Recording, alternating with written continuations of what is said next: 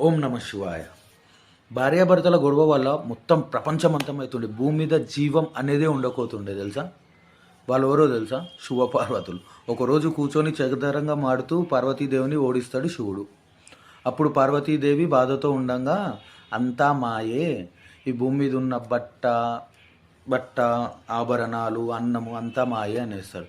అన్నిటికీ ఒప్పుకున్నా కానీ ఆహారం అంతా మాయే అనేదానికి పార్వతీదేవి కోపం వచ్చేసింది. కోపం వచ్చి అలిగింది, అలా ఎలా అంటావు అని. శివుడేమో ఆత్మస్వరూపుడు, ఆకలి ఉండదు.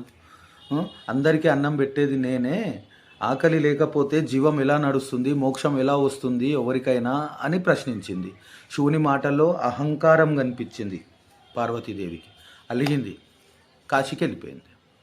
అప్పుడు భూమి అంతా అతలా కుతలం, ఏం చేయాలో అర్థం కాదు. ఆఖరికి భూమి అంతం, ఇంకా ఈ కరువుతోనే ఒక జీవం అనేదే లేదు, ఉండదు అనుకునే టైంలో తప్పనిసరి మళ్ళా శివుడే వెళ్ళి, నిత్యానందకరి వరాభయకరి సౌందర్య రత్నాకరి నిర్దూతాకిల ఘోర పావనకరి ప్రత్యక్ష మాహేశ్వరి ప్రాళేయాచల వంశ పావనకరి కాశీపురాధీశ్వరి భిక్షాం దేహి కృపావలంబనకరి మాతా అన్నపూర్ణేశ్వరి అని శివుడు భిక్షయాటన చేస్తే కానీ పార్వతీదేవి కోపం తగ్గలేదన్నమాట.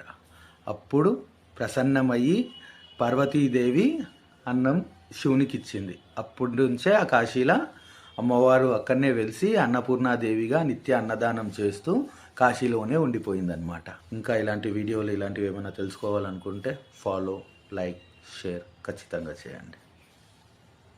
జై హింద్.